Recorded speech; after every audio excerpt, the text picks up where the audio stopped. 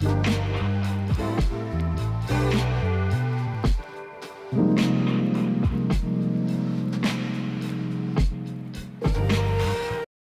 good, everyone? Hope y'all's week is going alright. This week's video is on experimental topic. Depending on how it goes, I'll do more.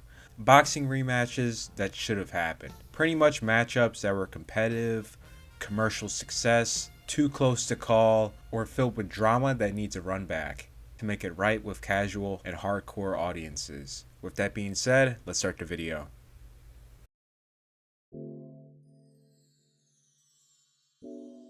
Yeah, George Foreman made the point that the biggest, most significant fight ever was the rematch between Joe Louis and Max Schmeling. I agree.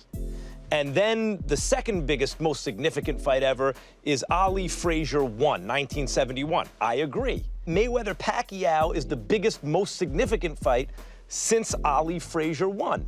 And I agree. I made the same point on the air a couple weeks ago, but then we don't really know the significance before the event takes place. Boxing's most anticipated fight of the past 20 years. The amount of hype surrounding it did not live up to the expectations of casual and majority of hardcore audiences who are expecting more from Pacquiao when it came to pressing the fight. If it's an amazing fight, then yes, it will be recorded in history that way. However we're anticipating it, we don't really know what we're dealing with in terms of significance until these guys produce. So I think I agree with you. I think quite a bit what Pacquiao did got overlooked to keep the scorecards tight. Though he played it a bit on the conservative side, given the fact that politically this is pretty much a one-off cross-promotion fight, followed up by the post-fight drama of Pacquiao's alleged shoulder injury and reports of Mayweather receiving vitamin and saline shots the day before the fight, which was proved 18 days after the fight by USADA.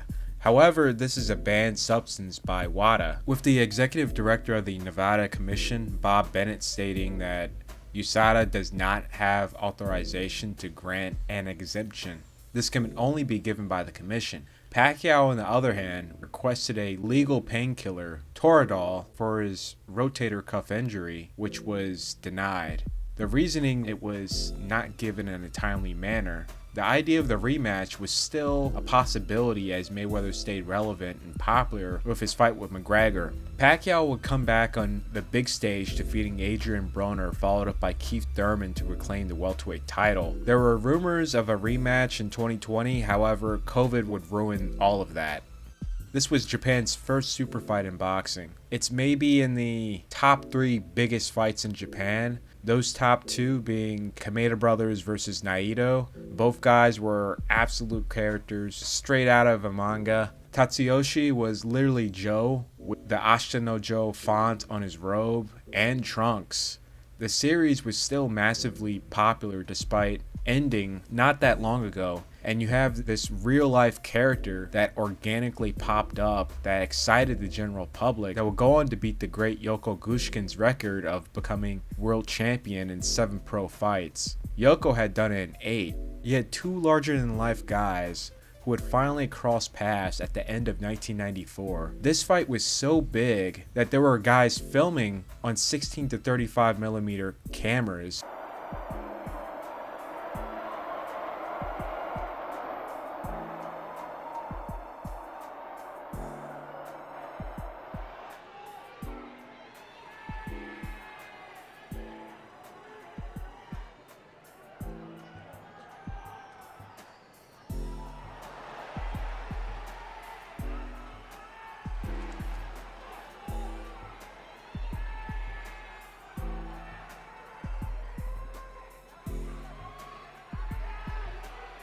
Which I'm still trying to find the rescan footage, as well as the high definition digital cameras, which was incredibly expensive in 1994. The first boxing fight really to utilize this technology in its very early archaic stages was surprisingly Tyson versus Biggs in 1987 and Tyson versus Holmes in 1988. This is 1080p in its earliest form. As you can see, this is in true widescreen format, not cropped. Look how clear that is. It's so clear that you could see the CRT monitor displaying the standard definition feed. Now, I actually have a melt of the HBO master tape. Not only it's showing angles that doesn't exist, look at the wide range of colors and clarity in comparison. This was filmed by a separate company that was given special privileges by HBO to film for showreel purposes. So this was never meant to see the day of light by the consumer, only meant for investors and those who are willing to rent HD film / broadcast equipment in the purchasing of their services. Going into the early to mid 90s, promoters should have never cheaped out and paid these companies to film alongside the broadcast for preservation purposes. Alright, I'm way off topic here, but whenever I talk about this fight, this is the first thing that comes to mind. The biggest what if is if this tech came fully to the States so we fans can have a better appreciation for these fighters of the past. Anyways, this fight exceeded the general public's expectations from the ring entrance to the final bell. Yakushiji would win by a narrow majority decision to retain the WBC title. There would never be a rematch as Tatsuyoshi needed to take a break to heal his left hand. When Tatsuyoshi did heal up, neither TV network, TBS and Nippon TV, could come to an agreement for airing rights. So Yasue will go on to make one more title defense, then get dethroned by Wayne McCullough by split decision to retire from boxing at the physical peak of his career at 27 years of age. Joichiro would fail in his attempts of regaining the title. However, in his final try in 1997, he would regain the title, but that window for a super fight with his rival had ended, and Yasue was happily retired. Most anticipated matchup for the undisputed title, former unified champion Vasily Lomachenko has his second crack at becoming undisputed against the undisputed champion Devin Haney. Personally, I thought this was a very close fight. Haney had barely edged Lomachenko on the cards due to Haney's early work in the fight, where quite a bit of his body work was not acknowledged. Lomachenko's chance to win was in the final quarter of the fight, and unfortunately he had completely thrown it away. He had a massive 10th round which could have paved the way for the win, but he didn't close out, and that allowed Haney back into the fight to finish the 12th round and win by a narrow unanimous decision. For me, I was pretty disappointed of Vasily playing it conservative. It would be the equivalent of how the late great Harold Letterman felt when he witnessed Cotto banking 3 rounds in a row against Mayweather to tie the cards, ending that round off huge, then to pack it up in the next round. When he could have just closed up this fight, made it as close as possible, he didn't fight. He didn't fight the 9th round, and it killed him. I mean, I would have gone out there and punched like a son of a gun around 9, and Cotto gave it up, and it's a damn shame. 6-3, Floyd Mayweather. In Cotto's defense, he had expended a lot of energy. Lomachenko, on the other hand, had quite a bit left in the tank. Close fight, not so much of a robbery. However, I would like to acknowledge that Lomachenko clearly won the 10th round, but somehow Dave Moretti gave the round to Haney, which is very questionable. Due to the majority of the fight fans being outraged by the results, this really opened up a good promotion for the rematch. However, Haney was ready to move on with a possible matchup against Shakur, or move up as his time at lightweight is limited because he's having a lot of trouble making the weight. The fight of the century, literally to start off the 2000s, the highly anticipated De La Hoya versus Trinidad matchup was finally made. After years of build-up with both guys at their absolute peak, the prime of their career in the weight class, and the peak in their popularity. You couldn't ask for any better of a primed and ready matchup from a promoter's perspective. With heavyweight on the decline, with the fall of Mike Tyson and his antics collapsing Showtime's boxing economy overnight, which made networks scramble to cement cash cows in the lower weight classes, and HBO just happened to come up on top. This matchup here became the most highly lucrative fight below heavyweight, something that hadn't been seen since Leonard versus Hearns. De La Hoya would easily bank in the early to mid rounds, and due to his corner's instructions to play conservative when he was hot, that allowed Trinidad to climb back into the cards to where Oscar was mentally too cold to do anything late, where Trinidad would sweep the final quarter of the fight to win by a narrow majority decision win. A De La Hoya win against Mosley in the rematch certainly been big in setting up a second Tito fight, especially moments after Tito's big win against former unified champion Ricardo Mayorga. Before Tito versus Mayorga, there was another opportunity if Oscar won the middleweight championship against Hopkins. I think after that loss, followed up by Trinidad's loss against Wright, that cemented for the rematch to never happen. After Taylor ending the long reign of Bernard Hopkins and Winky Wright's annihilation of Tito Trinidad, this became the best matchup to be made in boxing as a whole because all the cash cows in boxing were all gone by 2005. This was a highly entertaining fight. You rarely see a fight as entertaining as it is and be as even as it is. Coming into the championship rounds, Wright, who had the advantage coming to the 12th, would not fight that round, and Taylor would see his opportunity to do enough to win the round. HBO Harold Letterman would call it a draw, with the Sky Sports crew criticizing Harold's render of the cards. HBO would be 100% correct in their assessment of the fight, where it would indeed be ruled a draw. Wright not fighting the 12th round being the reason why. A fight that was exciting to the very end, warranted a rematch, and both guys were going to get paid big. Wright was offered a $5 million purse for the rematch. According to the forum boards, Wright wanted 50%, which he was never a title holder at middleweight. The champion Jermaine Taylor should get the lion's share, and obviously Taylor was not going to concede to that when Wright is being offered a career high of $5 million. Also to note, Wright turned down a fight with Oscar De La Hoya in 2003, so who knows how much money he asked for, but it looks like my guy pulled a Demetrius Andrade, fumbling several bags there.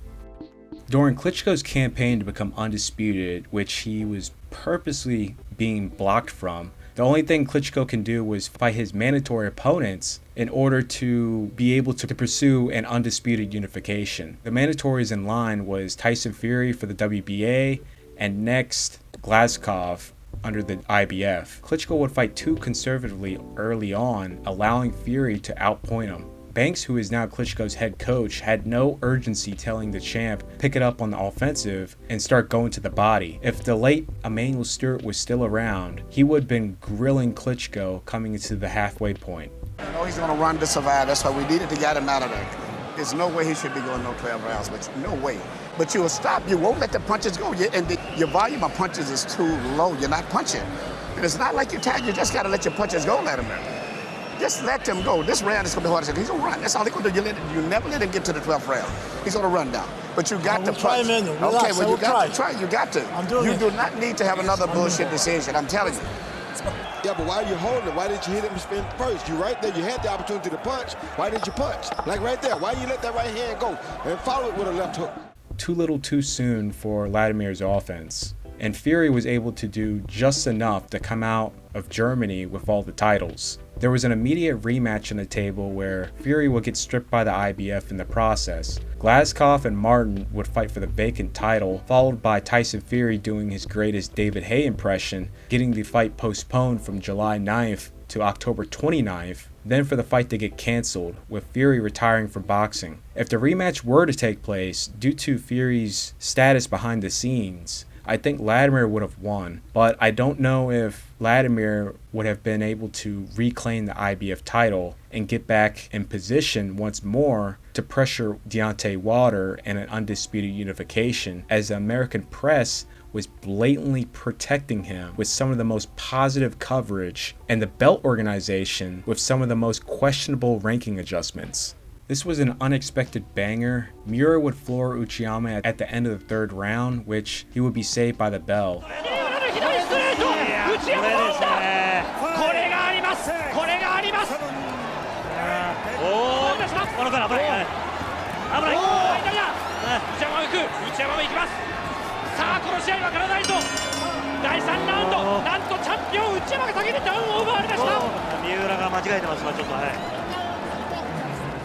Uchiyama would do just enough to get back into the fight and even things up.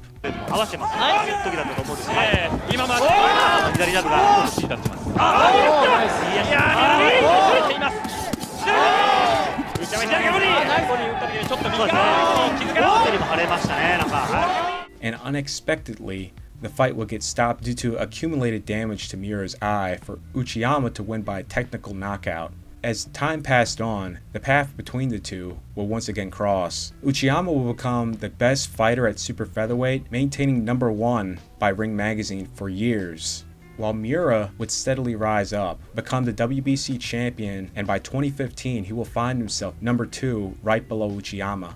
With both fighters primed just about to leave them, it was the most realistic decision to make. Not only this was a unification for the WBC and WBA titles, this would be for the vacant ring and lineal title as well. There had not been a ring and lineal champion at super featherweight since Manny Pacquiao defeated Juan Manuel Marquez in their highly anticipated 2008 rematch. Both Miura and Uchiyama defended their titles in May of 2015, just days apart. Miura would completely obliterate former champ Billy Dibb in 3 rounds.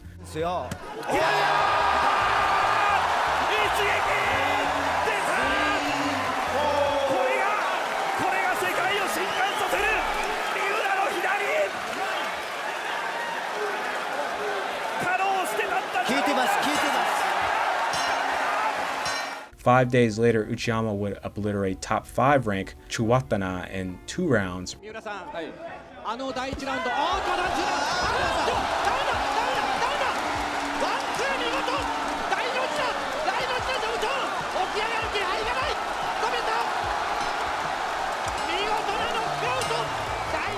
Right in front of Miura, who was in attendance with the broadcast crew.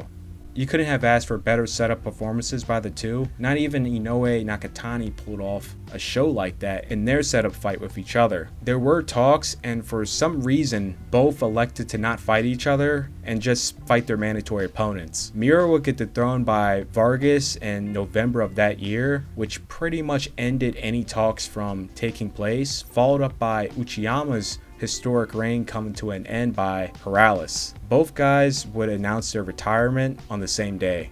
This would be one of those rare WBA Super versus WBA regular fights. Jacobs really stepping up and rising to the occasion to fight the best, while he could have easily taken easy paydays and false advertisement title fights, because the WBA regular title is not a real title, it's a glorified interim title. This was a matchup I have been waiting for quite a while because of Jacob's speed and size. Golovkin had never faced a guy as big as him and had the speed advantage to go with it. The biggest opponents at that point for Golovkin was Daniel Geale, Martin Murray, and David Lemieux. Big but lacked a lot of speed and boxing ability. Many doubted Jacobs to take Golovkin's power, as Golovkin was on a historic knockout streak, and Jacobs had been cracked by former welterweight and junior middleweight Ishe Smith, put out by Pirog and dropped by Sergio Mora. Jacobs dedicated his camp to building up his base to where he was able to rehydrate a lot after the weigh-in, to where he can have the durability and the strength to muscle Golovkin without tiring himself out. Jacobs will weigh in at 180 pounds on fight day,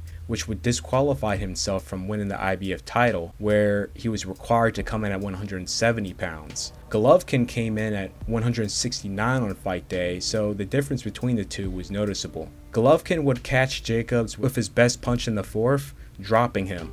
After taking Golovkin's best, this would give Jacobs the courage to come forward and force Golovkin on his back foot, which would tighten up the scorecards to where it became a very exciting final quarter in the fight, with both guys going toe-to-toe. Driving Jacobs into the corner and behind the head. They both fire in the closing seconds, and they fight after the knockout streak. One of the best 12th round finishes at middleweight in a long while. HBO scored the fight 114-113 for Golovkin. Showing a sense of urgency, and got a little hop out of Jacobs' right foot. Good jab. Backs him into a corner. Good jab. That might have hurt Danny. Throughout most of his Good hook by Danny. Another good hook by Danny. Give and take by both fighters. Golovkin, because of his dominance, has been compared to Tyson. Good hook. Both fighters landed down. Harold would score correctly with one judge who had it the same. The others had it 115, 112. I think given how competitive and exciting this fight was, sprinkled with a little controversy with the weight, this would have made a good fight to make back in early 2020 before the lockdown, or in 2021 before the Murata fight. Triple G on the angle. Oh, good right hand Great by right Jacobs. hand down the Wow. pipe by Jacobs. Wow. Oh, good shot by Gennady. See his glove. Oh, Comes big back. uppercut by Jacobs. Uppercut One by of these Jacobs. big punches produces a knockdown. It could seal the fight one way or another.